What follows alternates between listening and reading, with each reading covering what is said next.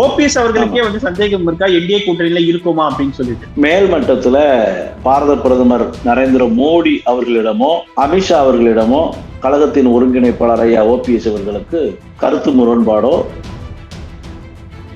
இல்ல எடப்பாடி விரும்புறாரா என்டிஏ கூட்டணியில ஓபிஎஸ் அவர்கள் இருக்கணும் அப்படின்றது? கூட்டணி அமைக்கும் போதே தோல்வியை உறுதிப்படுத்திக் கொண்டு எப்படி கூட்டணி அமைக்க முடியும்? அப்போ இந்த இடத்துல பாஜக தவறு பண்ணிட்டாங்களா?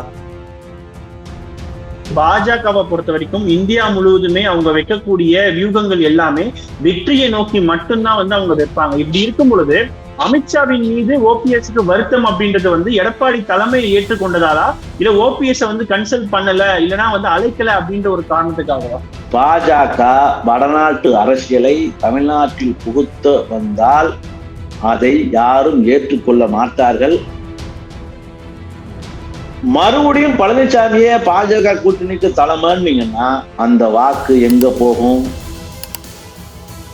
பாஜக கூட்டணியை விட்டு வெளியேறிய பழனிசாமிய எப்படி மீண்டும் பாஜகவுக்குள்ள கூட்டுட்டு வந்து உட்கார வைக்க முடிஞ்சிச்சு? எப்படி தனியா வார் ரூமுக்குள்ள கூட்டு? இத்தனை உதவி செஞ்சிருக்கு அப்படின்னு நீங்க சொல்லியிருந்தீங்க. இதற்கான பிரதிபலனை வாங்காம பாஜக இவ்வளவு விஷயங்களை செய்யுமா எடப்பாடி பழனிசாமிக்கு? பிரதிபலனை வாங்குவதற்காகத்தான்